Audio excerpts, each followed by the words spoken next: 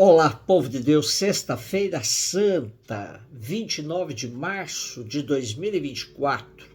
A nossa reflexão de hoje é a partir de Isaías 52, 13 a 53 e até o 12. Hebreus 4, 14, 16, 5, 7, 9. E João 18, de 1 até 19, 42. Estamos hoje diante do quarto canto do servo de Javé, do segundo Isaías. É bom que a gente leia a primeira leitura, tendo em conta a situação do povo de Israel no cativeiro da Babilônia, com todo o sofrimento e humilhação que estava passando. O que dá força ao servo para que resista com sobriedade e cabeça erguida, aparece no primeiro versículo como o oráculo de Deus. Ei-lo, o meu servo será bem-sucedido, sua ascensão será ao mais alto grau. Porém, o servo passará pela situação mais humilhante que um ser humano pode conhecer, desprezado por todos, pois quem passava por ele tapava o rosto. Era essa a situação do povo na Babilônia, um povo desfigurado, oprimido, sem brilho algum. No primeiro momento, a reflexão de Israel é que essa situação era pura iniciativa de Deus que o havia desprezado. Nós pensávamos que fosse chagado, golpeado por Deus e humilhado. Porém, aprofundando a reflexão, Israel vai entender que seu sofrimento é consequência de seus próprios atos, como uma questão de causa e efeito.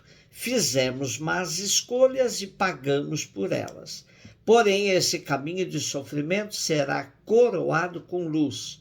Assim, esse povo sofrido e esmagado pelas estruturas injustas sairá vencedor, pois esse é o projeto de Javé que não falha.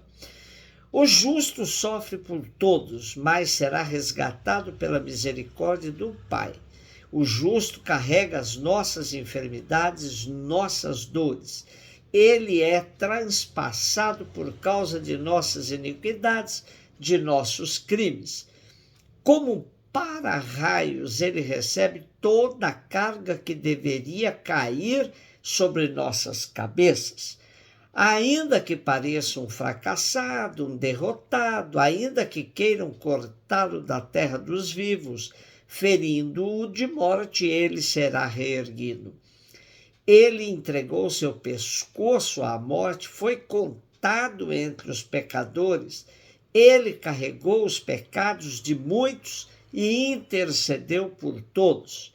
As comunidades primitivas fizeram a relação direta desse relato do servo de Javé com Jesus, o justo, pagando pelos injustos. Hebreus 4.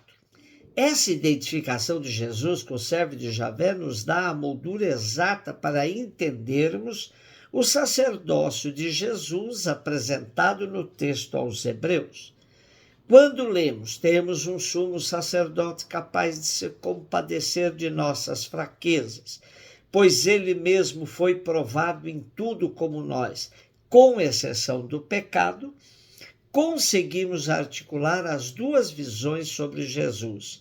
Ele é o servo de Javé e, ao mesmo tempo, o eminente sumo sacerdote, pois ambos experimentam na própria vida todas as limitações da humanidade.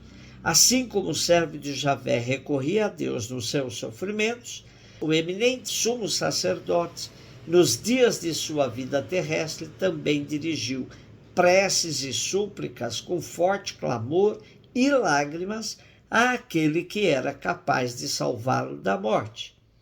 Aqui entendemos melhor o sacerdócio de Cristo, que nada tem a ver com o sacerdócio do Primeiro Testamento. O sacerdócio de Cristo não sacrifica animais, mas entrega a própria vida para a nossa salvação. A obediência de Cristo, que fala o nosso texto de hoje, deve ser entendida como obediência desobediente, pois obedecer a Deus pode muito bem significar não obedecer a nada daquilo que fomos forçados no dia a dia. Somos convocados a participar do sacerdócio desobediente do Cristo, desde o nosso batismo, dando a vida uns pelos outros, orientando nossa vida no projeto de doação total que marcou a vida de Jesus. João 18, 1 até 19, 42. Temos mais um relato da paixão de Jesus que, assim como os demais, não se trata de uma resenha histórica ou jornalística, mas muito mais uma interpretação dos fatos. Como nos diz o exegeta Johann Konings, durante o Tríduo Santo, a liturgia segue os passos do Senhor mais cerradamente ainda do que no tempo da Quaresma. O Tríduo Santo é um drama, uma grande encenação do sofrimento do Senhor. Por isso, tendo representado a instituição da ceia na tarde da quinta-feira, a liturgia não voltará a celebrar a Eucaristia até a noite pascal, assim como Jesus não voltou a celebrá-la até que a celebrasse no reino de Deus.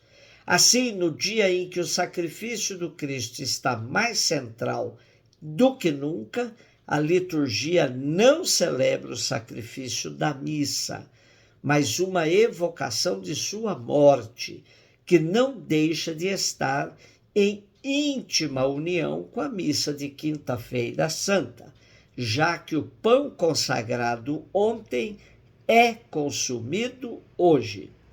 Impossível destacar cada elemento dessa rica narrativa de João sobre o processo de julgamento, tortura e morte de Jesus. O que podemos acentuar é a humanidade de Jesus, que viveu todo o processo como um ser humano inocente, entregue nas mãos do sistema injusto que vai sacrificá-lo.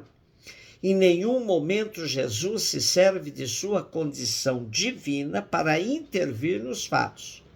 João escreve fortemente marcado pela experiência da ressurreição, mas sem negar um só detalhe que deixasse entrever a humanidade de Jesus.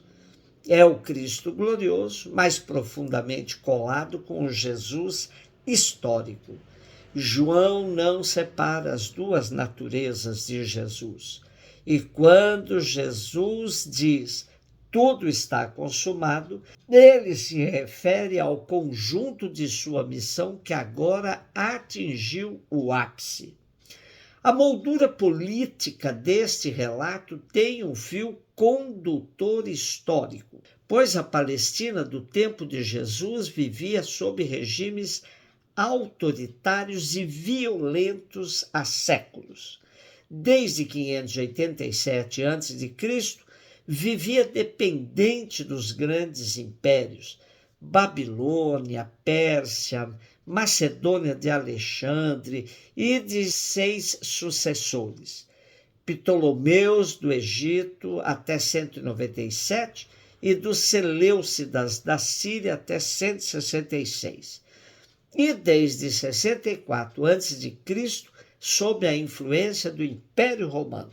Conheceu apenas um tempo de liberdade com os macabeus, revolucionários judaicos, que fizeram de fato uma libertação no seu tempo. Jesus sofreu a pena de morte nesse contexto de dominação romana, mas João faz questão de acentuar a participação das lideranças judaicas no assassinato de Jesus. A morte de Jesus é um assassinato judicial. Não foi um erro jurídico nem um equívoco. Foi fruto de um interesse malévolo e de má vontade mesmo. Foi um assassinato religioso, político, mediante abuso da justiça. Vivemos ainda hoje sob os descasos de uma justiça que não nos convence, que erra condenando justos e inocentando culpados.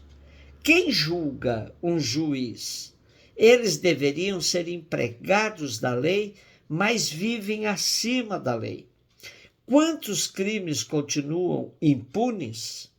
Quantos inocentes continuam sendo tratados como culpados?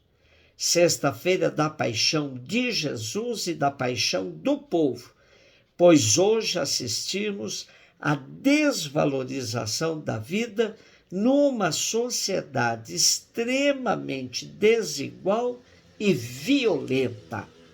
Um beijo no seu coração.